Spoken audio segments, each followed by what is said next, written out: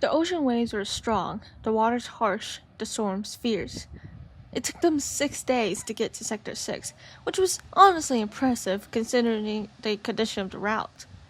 Zhang Wu hadn't been lying when he said that Kun Tiao was a good navigator.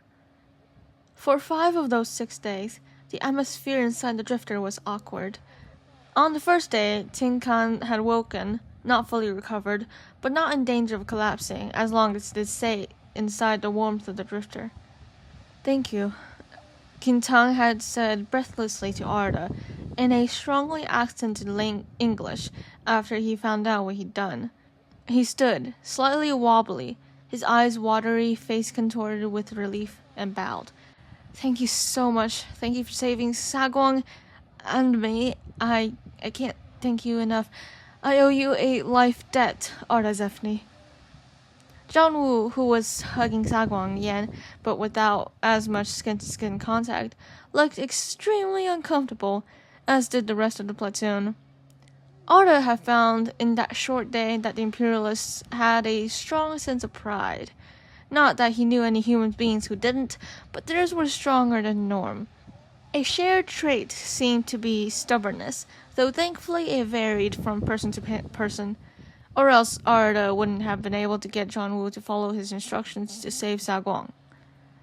Either way, with their pride, having a member of their platoon admit outright that he owed someone a life debt was bound to be awkward. It was a small drifter, so no one could not hear. Even Blake, who'd gone to the small bathroom space behind the drawn curtain. Arda took a step back slightly, holding up his hands. The cabin was very silent. "There's no need, Tinkan. Anyone would have done the same." At least, that's what Arda thought. Perhaps one of the downsides of not having a personality was the fact that he couldn't quite understand why some people wouldn't just save anyone from hypothermia, or anything, really. He knew, theoretically, but he didn't understand, practically. Tinkan shook his head, standing up straight again. "No, Arda Zeffni, not anyone would. You're just special. Thank you again, and I'm serious about the debt." Then he went to sit down, dizzy after standing and bowing just a few minutes after he recovered partially. Saguang followed Tinkan's waking on the 3rd day, leading to the immense relief of everyone in the platoon, who all seemed oddly fond of the girl. After answering the bombardment of questions about her health by the platoon members, dismissing most of their suggestions to take a break once they get back to Santi, she was told that Zhang Wu saved her life. "Well, of course you did," she'd said, grinning weakly at her brother. "You overprotective moron. You could have gotten sick too." "Actually," Zhang Wu said, his voice lowering. The platoon were at the end of the cabin closest to the cockpit, while Arda and Blake stayed in the back, so the words drifted from audible to inaudible to incoherent every few seconds, but they could still figure out the gist. "If it weren't for Arda, I wouldn't have been able to save you." There was that silence again. Arda and Blake, while they were making calculations of the resources on the drifter, if there would be enough for the Imperialists to get back to Santi, what to do when they got to Sector 6 and such, stopped in the middle of the conversation. Arda looked over. The young girl was staring at him. Arda nodded to her.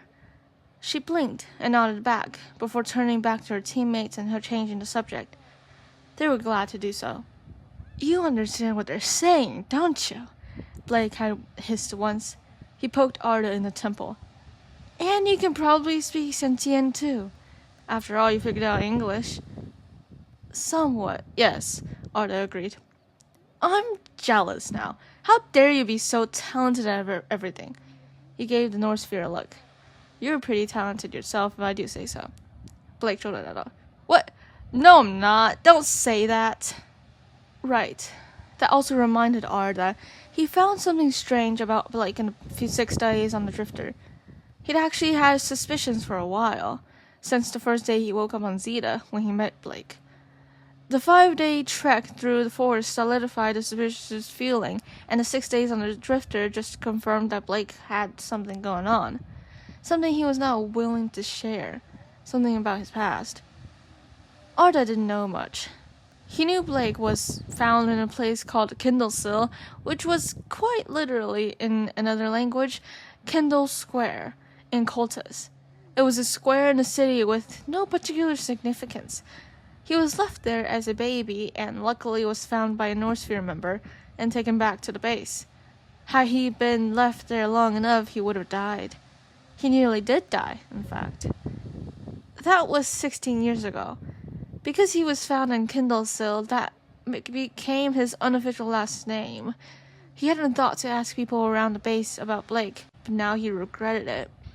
For such a loud person, Blake was as closed off and tight as a clamshell. Arda couldn't get him to open up, to speak, to take whatever was troubling him off his mind.